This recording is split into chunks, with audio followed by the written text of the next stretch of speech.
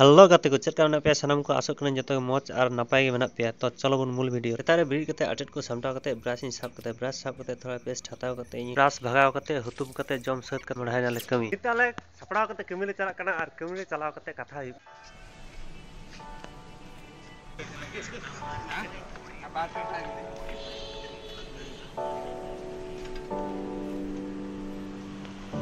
नित दो जतो को कमी जगह रे हेज सेटरना नित दोले धुर कमी नित दो जतो कमी को धुराव कना नेल को पे रात को करिता ये तो दारे रिया गोय सकम कना ने तो को गेदा गेद लखाय दारे मौज तहना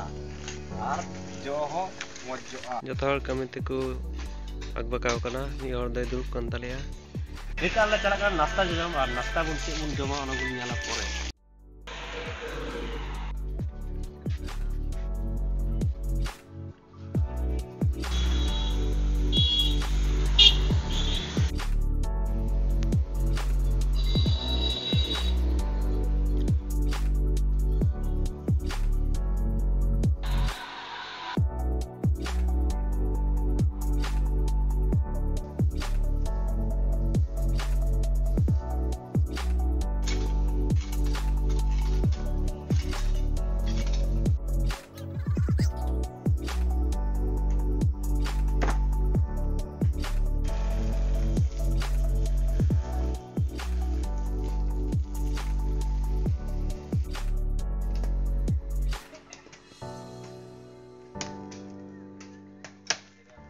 आदो गाते को अलिन दो कमी कमी तनी लंगा ᱧᱚᱜ कना और थोड़ा जीरो जीरो ते नसे लिंग गपाल मारा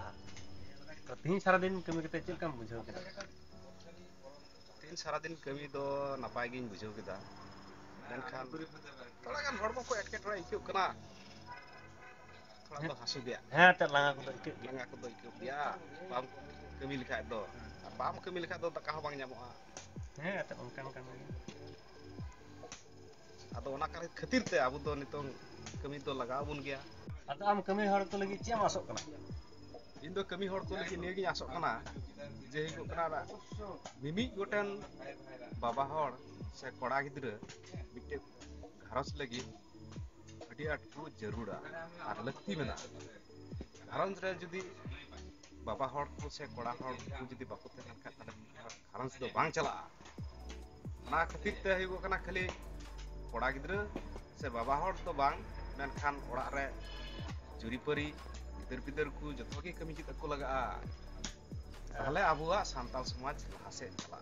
और ओना साथे हेमा मुचल ओना साथे जतो हड़ा प्रचेष्टा ते लगा और नुको डंगो कोड़ा जे अबो नय कमी को हटाव कते बात किसान कमी दिन मजूर नुको लगी चेन मना जे अबो नवा कमी नवा दिनम कमी मोचा से जहाना कमी रे उठाओ अबो नवा होय दिन मजूर बुन कमी बड़ा एकान नवा को दो जतो हड़ लगी दो बा ठीका ओलो पढ़ा हड़ बडाय हड़ थोड़ा थोड़ी को बडाय हड़ नुको दो जहान कमी रे जमाड़ कान का तहलन खान ताले इ मने कराया बा को लगी दो अडी मौज कमी और कोई को कोड़ा को ओडो पढ़ा रे को तायनम कान लहार को बहु जंकावान नुकु दो